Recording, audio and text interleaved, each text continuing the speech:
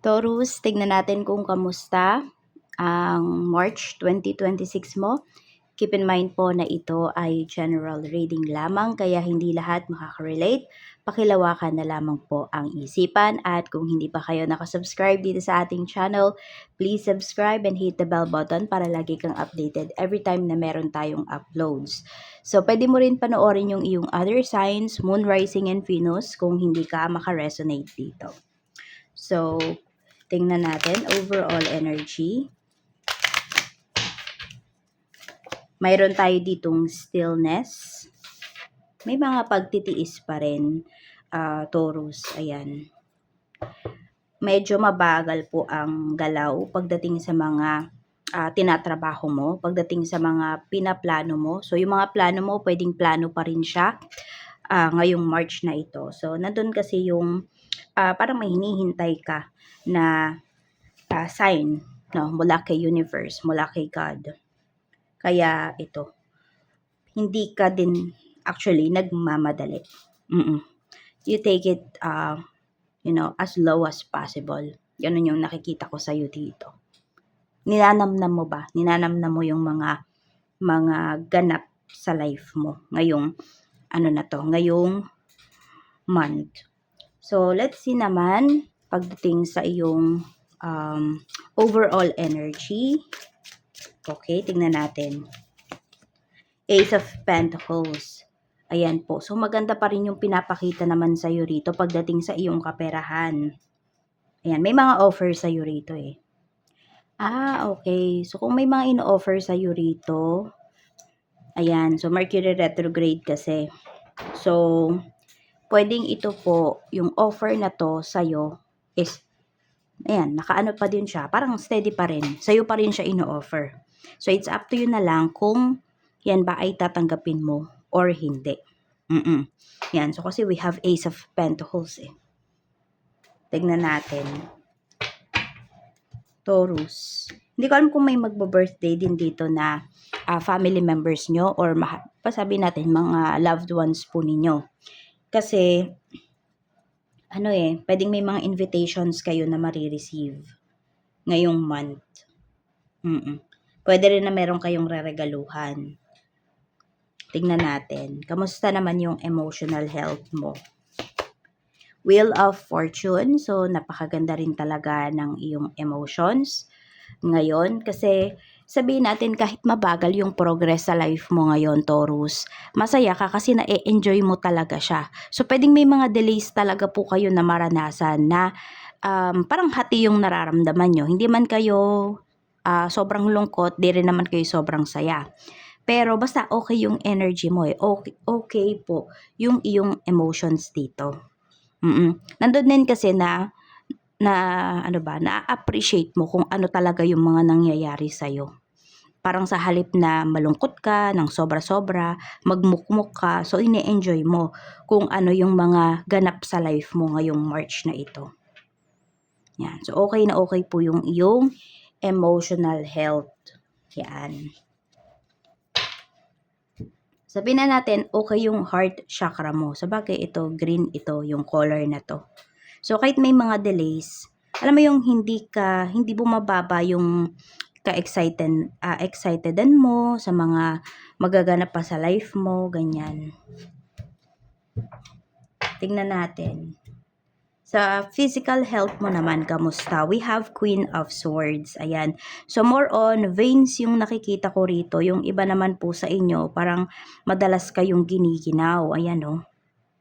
Oo. Ayan po. So, ano ba yung nararamdaman kapag, ano bang sakit yun? Kasi pwedeng yung iba naman sa inyo, wala naman po kayo sa malamig na country, pero madalas kayong giniginaw. Parang may oras lang siya. Ganyan. Tapos meron din po na madalas sipunin. So, bumababa po yung inyong immune system. Ingat lang din po kayo sa mga matatalim na bagay. Oo, kasi ayan, pwedeng pag nagcha-chop kayo ng, kung ano man yung china-chop ninyo, masugatan po kayo. So, focus kayo ha. Huwag makipagtsikahan kapag mayroon kayong hawak na matalim, matulis. Ayun, more on sa head din po. Mayroon din kayong mararamdaman. Sa ears. Yun. Kaya pag kayo ay mahihiga, you make sure na malinis talaga yung hihigaan nyo ha. Kasi baka mapasukan po ng insekto. Taurus. Kaya check nyong mabuti. Sa mental health mo naman, kamusta? Kamusta naman ang iyong mental health? Okay na okay din yung iyong mental health. Ayan. Kontrolado mo kasi yung emotions mo. Tsaka sabi ko nga sa'yo, na-appreciate mo kasi talaga. And ayan din, maganda rin kasi yung pinapakita dito pagdating sa iyong financial. Kaya, 'di ba, pag okay yung financial kasi natin, 'di ba? Aminin mo 'yan, Taurus. Okay din, nagiging okay din yung mind mo. 'Di ba? Hindi ganun kainit yung ulo mo. So okay din po yung inyong mental health dito ngayong month. Ayan. Wala kayo masyadong poproblemahin din talaga at the same time. Yan. Feeling secured kasi. Masaya din kayo sa, sabi natin kung maliit or malaki man yung nare-receive ninyong pera dito, grateful pa rin po kasi talaga kayo. Ayan. Check naman natin ang energy ng family or sa bahay po, ano. Ayan. We have 3 of Swords. Ayun lang sa bahay. Sa bahay, mayroong problem. Ayan, yung family.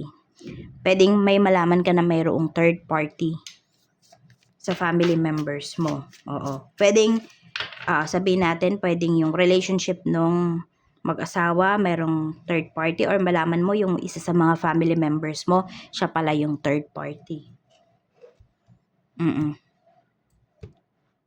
Tignan pa natin, ha. We have Ace of Cups. Kaya lang kasi, sa halip na gatungan to, 'di ba? Mas iintindihin mo pa rin. Papayuhan mo pero mas iintindihin mo pa rin.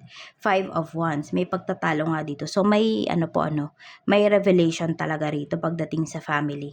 Pwedeng ito rin kasama din dito yung mga relatives mo. Yan, basta may magkakaalaman dito, may mare-reveal. Oo, more on emotions kasi ang pinapakita. So, pwedeng ito ay mababalitaan mo lang, ganyan. Pwedeng hindi ka naman masyadong affected. Magbibigay ka lang ng payo kung hinihingan ka ng payo. Kung hindi naman, pwedeng tahimik ka lang talaga rito. Ayan. Meron naman dito, pwedeng mai-involve sa may asawa, pero hiwalay naman. Kaya lang pwedeng ayaw ng mga kalahi po ninyo doon sa tao na yon. Kasi nga lalabas na yung kamag-anak po ninyo or yung family members mo, Taurus, is magiging third party kahit sabihin natin na hiwalay na. So yun, parang iniingatan nyo din kasi yung family mo ba, yung reputation po ninyo. Pwede kasi na meron dito nasa nasa government, ayan, public servant, kaya meron.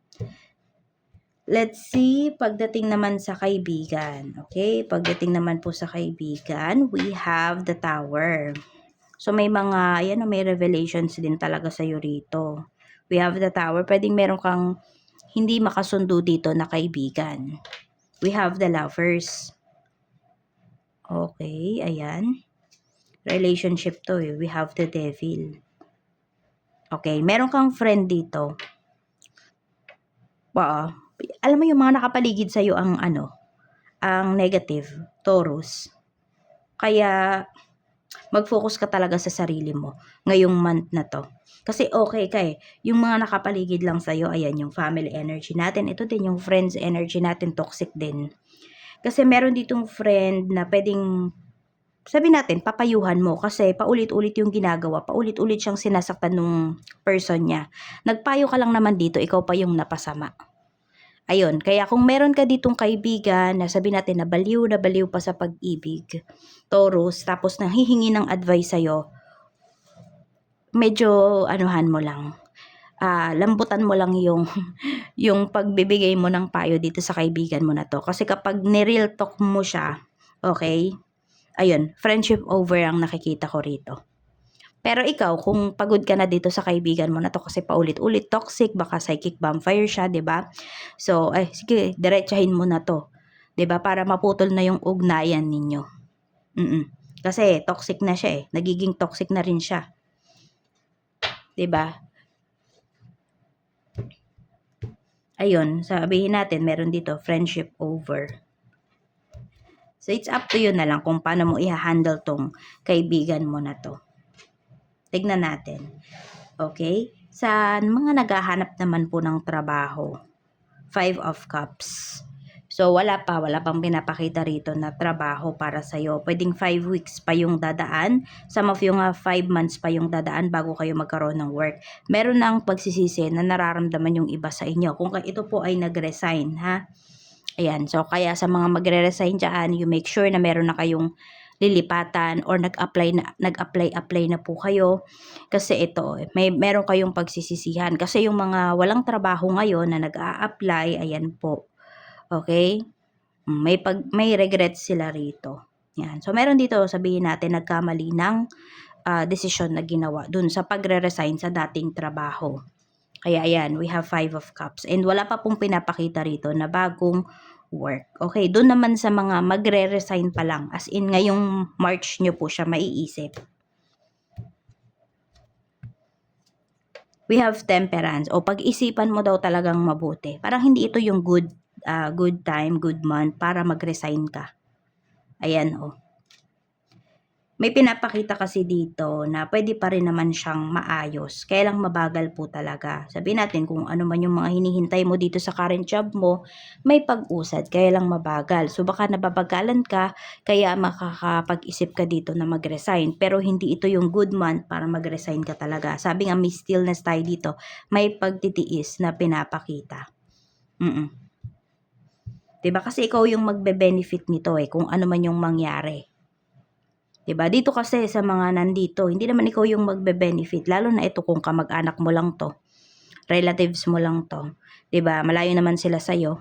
Oh, itong friend mo, hindi mo naman to kasama sa bahay. Diba? Pero ito, yung gagawin mo na pag-alis sa work, ayun, ikaw yung pinaka-maaapektuhan talaga. Tingnan natin. Okay? Kapag may offer naman na sa'yo, ayan, may biglang offer ngayong March na to, tatanggapin mo ba? 4 of Swords, pag-isipan mo rin daw talaga. O sige, nakapag-isip ka na, okay? We have the Fool. Okay lang kung ite-take mo to. Basta napag-aralan mo na, napag-isipan mo na. Ayan. Yan, basta nakapag-research ka na, ganyan. So, ayan po, tanggapin mo, okay lang. Pero kung wala namang offer sa'yo, stay ka muna dito sa trabaho mo. Tingnan naman natin, lagay ng kaperahan. Kamusta yung lagay ng iyong kaperahan, Taurus? We have the Magician. So, maganda rin talaga yung kaperahan mo, oh. Ayan, oh. Okay din yung month na to para mag-manifest ka ng kaperahan. So, di ba may pinapakita nga talaga ditong money. Yan o. Maganda kasi yung flow ng money mo at the same time ngayong month. We have the Magician. So, pwedeng, if you have skills, di ba? Okay, pwede mo tong mapagkakitaan. Tapos, kung may minamanifest ka rin talaga eh, Taurus, okay na okay siya para sa'yo.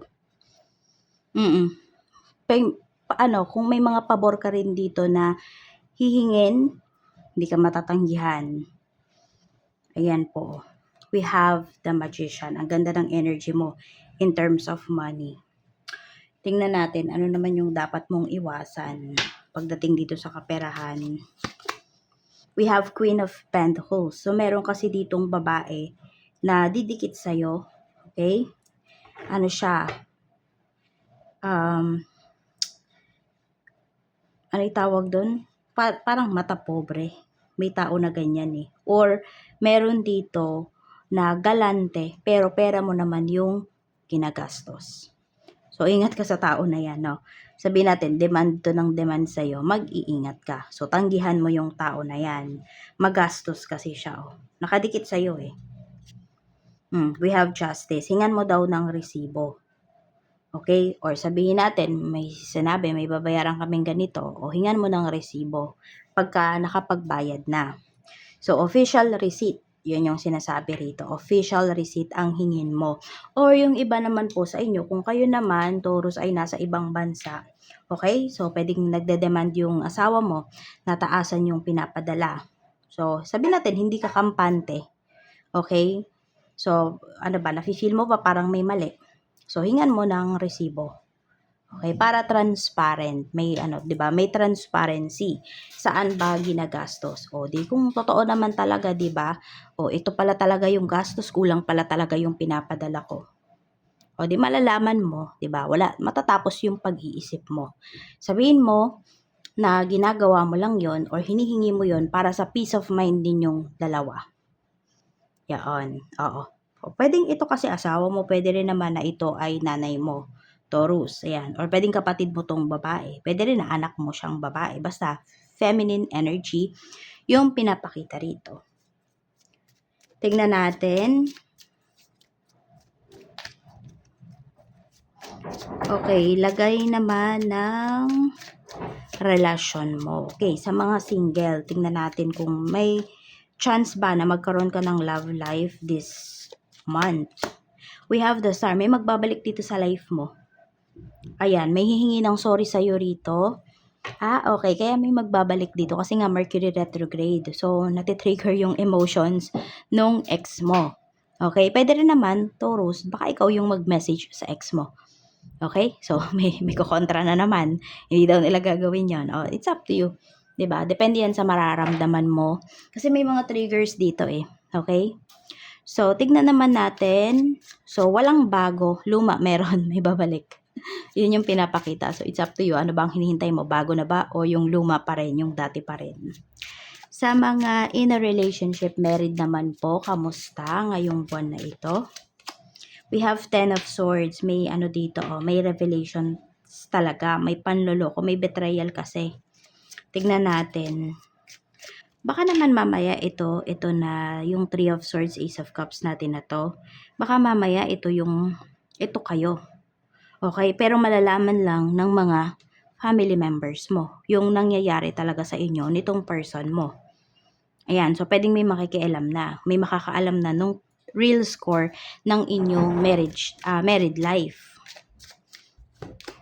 Ayan o, 7 of Wands. Mailap kasi. Hindi ko alam kung ikaw ba yung mailap or mailap na yung asawa mo, yung person mo.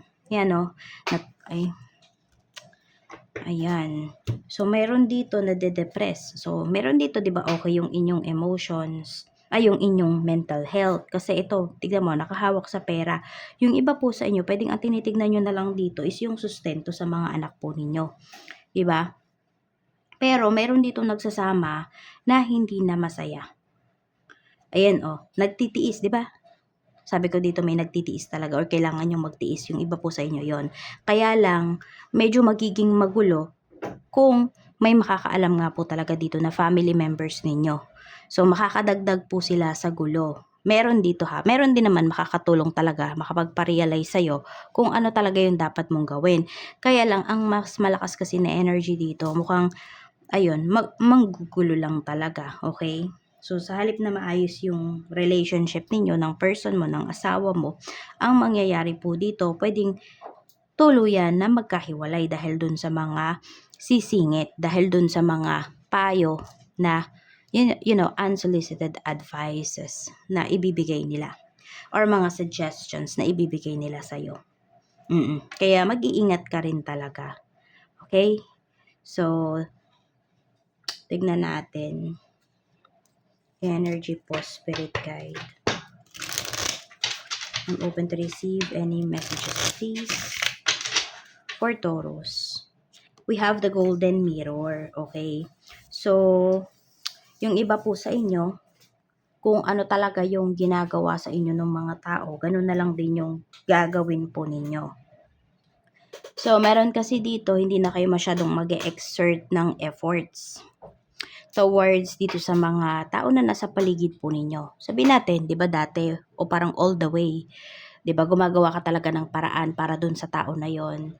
Pero this time, okay, pwedeng meron kang gagawin na masasabi mo na magigising ka ba, ito pala ito lang pala yung kaya nilang ibigay sa akin. So, ito lang din yung ibibigay ko sa kanila. So, mirroring yung gagawin mo rito. Kasi, yung iba po sa inyo, napapagod na kayong i-please yung ibang tao. Kaya nga sabi ko sa inyo dito, mag-focus kayo sa sarili ninyo eh.